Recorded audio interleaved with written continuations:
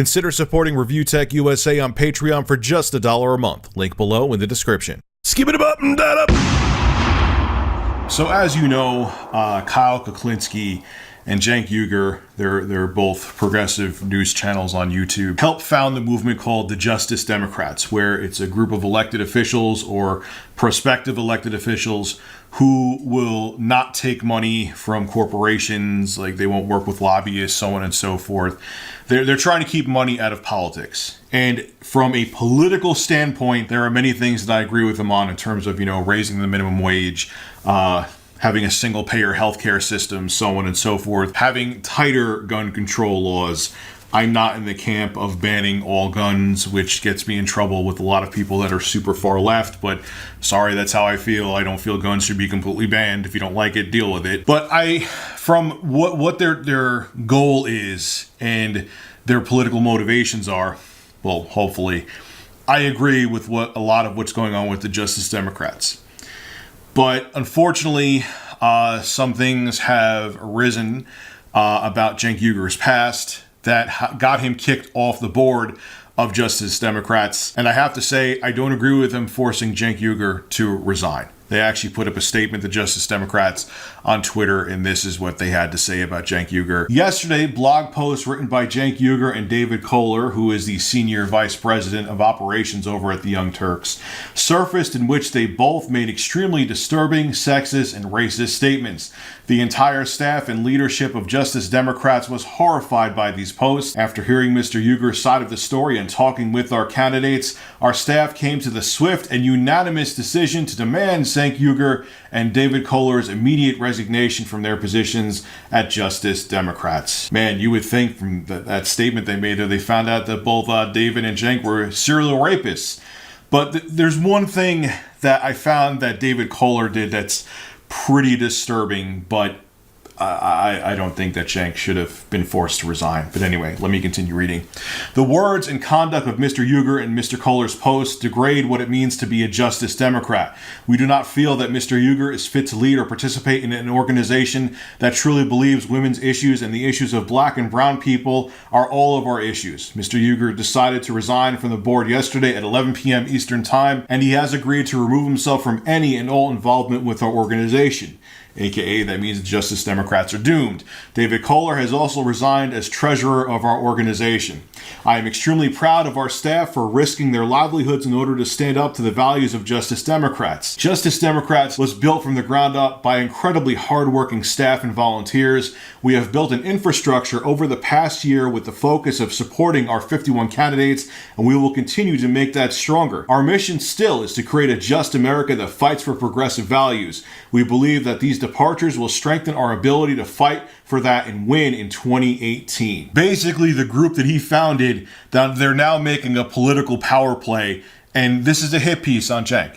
Someone found this information about him, whether it be some corporatist GOP member or whatever the case may be, and now the Justice Dems are running with it and they're trying to run Cenk into the ground. I am disgusted by these posts. We would be hypocrites to not act immediately and ask for Cenk Uygur and David Kohler's immediate resignation. Leaders must represent and be a symbol for the values of the organization they lead. That is why we have called for the resignation of elected officials and public figures who have abused their power, and the same standard will be applied to leaders in our movement. Justice Democrats is dedicated to creating a progressive movement that challenges patriarchy and systematic racism and stands by the values of our platform. These two men do not represent our organization. The staff who have built this from the ground up and candidates who make up the slate do. Now, there's other blog posts that Cenk Uygur had where he said he felt countless breasts and blah, blah, blah, blah, blah. There's nothing in those blog posts that I saw where anything he did wasn't consensual with a woman. But oh my God, he's a young guy who's, single and horny. How dare he? That really is it. There was nothing there saying that he forced himself on women. Anything like that. Nothing. There was nothing there. But, God forbid you're a human. But let me read you, this is a shorter blog post here. Let me read you, just so you get a taste of what the Justice Democrats are so offended by and how Cenk Uygur is using his power to manipulate them, and it's so sad. Anyway, this is one of Cenk Uygur's Very, very controversial blog post. I live in Miami now. There are an incredible amount of outrageously hot women here. In fact, there are more beautiful women here than any city I have ever seen. The only problem is that after seeing these girls every day and not being able to have sex with them, after a while, you begin to lose your mind. Don't get me wrong, I hook up a decent amount, defined as at least make out with a new girl every 6 to 8 weeks and have sex with a steady girl at least once a week, but it seems like there is a sea of tits here and I am drinking in tiny droplets. I want to dive into the whole goddamn ocean. The waves keep pounding you every night on South Beach, and the more luscious the surf and the more dry you are, the more insanity sets in. On Friday night, I talked to approximately 11 different women at a new club on the beach. Most of them were unfairly beautiful, and I must admit I was fairly charming. Some even indicated I was cute, but alas, no results. The madness grows. There are two problems which I get into greater detail on later, but for now, suffice it to say there are 1, too many semi-professional whores in Miami. 2, the genes that God gave women. 1, in other places in the US, when I tell girls that I quit law school to become a talk show host, they get excited because it indicates I might actually be an interesting person that has done something unusual and hence cool thing with his life. In Miami, it is seen as a clear decrease in earning potential and is heavily frowned upon. I have never seen girls get so turned off as when I tell a Miami girl I no longer practice law. The reaction is sickening in its depraved, whorish blatantness. This happened again on Friday night when I told them what seemed to be a sweet 5th grade teacher my story. She lost all interest, quickly lost her smile, and literally switched seats so as not to sit next to the man that threw away such a good future earning potential. 2, obviously the genes of women are flawed. They are poorly designed creatures who do not want to have sex nearly as often as needed for the human race to get along peacefully and fruitfully. And then there was other blog posts as well where there must be orgasms by the 5th date, and it's just a horny guy saying horny things. It was not that he was saying that he did things without consent. He was just a younger dude walking around with a massive boner. That's it. That's all he's guilty of. There's only one thing that came from the head honcho over at the Young Turks, David Kohler, who's now the senior vice president over at TYT. There was one thing he did that I was like, But again, what David Kohler wrote in his blog post actually still exonerates Cenk, because he says that Cenk wasn't there. Let me read to you what David Kohler wrote. It makes your skin crawl. This one is pushing it. But you'll see why it kind of makes Cenk walk away free and clear. Well, according to a normal, rational human being, but not to the Justice Democrats, because they're the social justice warrior Democrats. Anyway, let me read to you what David Kohler wrote. In one small Pennsylvania town, we stopped for gas, and while Cenk filled up, I went to talk to these 3 girls who were walking down the road nearby. Turns out they were 3 teenage girls, whores in training, literally looking for boys to pick them up. Cenk soon joined me, and we discovered these 3 little spoiled brat bitch young American girls on their way to becoming abused porn actresses or dispensable property in a New York City prostitution ring. Jesus Christ. The girls live in a small town nearby and were in this town visiting the grandma of one of them. They were around 14 to 16 and in a few more years will be pretty damn good looking, but not great. They were bitching about how they hate their parents and how their parents don't let them do anything. They were trying to get these 18-year-old guys who were driving past them in a red to stop so they could hook up.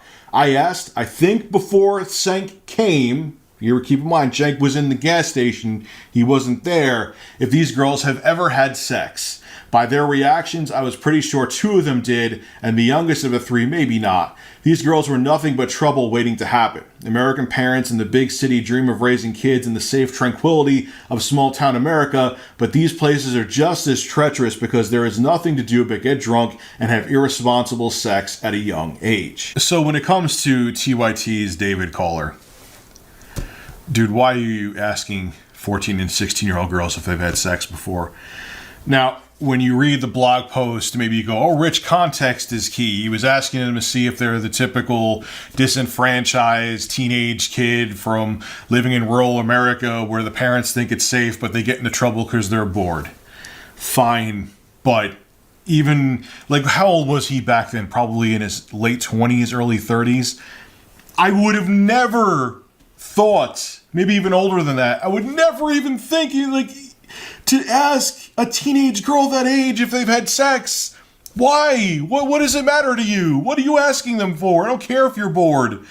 And look, if Cenk was actually there, and they were both asking these questions, I probably wouldn't even make that video, because look, you're asking underage teenage girls what their sex life is like, or if they have a sex life.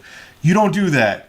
Like, so if it was David just getting kicked off of the Justice Democrats, fine, for asking that question. That's just kind of old man creepy, dude. You aren't supposed to do that. But did you read what it said in the blog? In David's blog? Cenk wasn't even there when he asked that question. Cenk was in the gas station. So it has nothing to do with Cenk. It's a totally different issue with David. So why, if you want to hold that against him, because people were saying on my Twitter yesterday, on my Twitter feed, oh, Rich, but he was talking to underage girls or blah, blah, blah, blah. He was asking them questions like that to underage girls. No, he wasn't. It was David Kohler. And on top of it, Cenk wasn't even there when David Kohler was asking the questions. According to his blog, this blog is from 2005. That's 12 years ago. So it wasn't, and they went back to using the website, the Wayback Machine, to find the blog. So it wasn't like David could go, like the blog was still alive and David like quickly edited it to try to save Cenk's ass. No, this is from 12 years ago. 12 years ago when the blog hasn't been touched. I don't see how you could hold that against Cenk. And you could be like, oh, he was there with him. Okay, I could have went to a gas station where another guy there was selling crack that I don't even know. Or even if I did like know him in passing, does it mean because he was selling crack that I should get in trouble because someone that I may know or be an acquaintance of or even friends with is doing something illegal and I'm not? It's not how it works. It's not how it works. You can't be just guilty by association if you're not doing anything wrong yourself. My next door neighbor could be pressing fucking Molly pills in his basement. Does it mean that I should go to jail because I'm his next door neighbor and I went over his house a couple times for a barbecue? Really? Are we going to go down that path where people who you just because you know them, you need to go down with them? Look, context is key. A lot of people too brought up on my Twitter that, oh, Rich, but you would call out Donald Trump for the things he said. Donald Trump has been caught on tape bragging that he likes to force himself on women. Donald Trump's ex-wife said that he raped her because he got hair plugs. He got like the thing where they actually do the surgery to bring your hair back, and it hurt so bad that he let it out on her in rage. Donald Trump, context again is key. If you don't understand how that's key, you're a moron. Okay? No one has complained about Cenk ever until this day. It's not like there's been rumors that he's done things behind the scenes at TYT where he sexually assaulted women or forced himself on women. This is the first thing I've ever heard about Cenk. And I am not white knighting for Cenk Uygur. There are many things that I disagree with him on. But one thing you could say, even if you just, even Sargon of Akkad, who has been one of the biggest critics of TYT, is defending him because there's been nothing else about Cenk. This was a hit piece. There was probably someone on the GOP or some super conservative jackass that wanted to find dirt on Cenk, and they did. And the stupid ass Justice Democrats, the PR team behind there, ate it up and did exactly what the people who found this hit piece on Cenk, they played right into them. And it's pathetic. What bothers me the most too is I want to know who's perfect. Look, there are things that I would say and ways I would act in my mid-20s or even in my late 20s. I had mindsets and things that I thought were okay and political viewpoints now that I look at them and fucking cringe. And I cringe. I would never think that way now or act the way I used to act. People change. We all make dumb mistakes.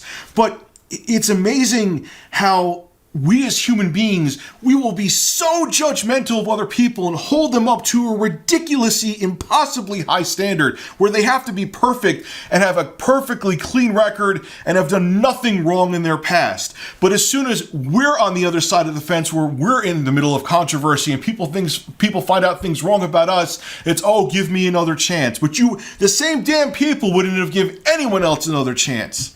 And here we are, man, the Justice Democrats are screwed. They're screwed. It's going to become, just like Sargon said, and it was funny, I was thinking the same thing, it's going to become another SJW movement, and it's going to become more about, people being triggered than it is about actually getting rid of corruption in politics. And the fact that with Cenk Uygur's very, very genuine apology, where honestly, he just acted like a dumbass, horny guy, that apology couldn't be accepted, it just shows what their true intentions are. It was a political power play, just like all the other political power plays in Washington, and it disgusts me. As someone who has criticized the Young Turks in the past before, on quite a few occasions, I'm sorry. I don't think Cenk Uygur should have been forced to resign from the Justice Democrats. I don't think he did anything wrong. He was just being a dumbass, horny guy. Yes, he said stupid shit, but he has had one of the cleanest track records in the news industry, as far as I know. So the fact that he's being thrown under a bus for this one stupid ass thing is ridiculous. And the expectations people have of other people to be more than human, to be basically divine and have a perfectly clean history and track record is unrealistic. If there's anyone out there that walks on water, let me know. If you're perfect, let me know. But until then, you're not perfect, so shut the fuck up. This is Rich, Review Tech USA, signing out. Have a good one. Alright, ladies and gentlemen, if you enjoyed this video, make sure to hit that like button. And to hear more content like this, make sure to subscribe to Review Tech USA.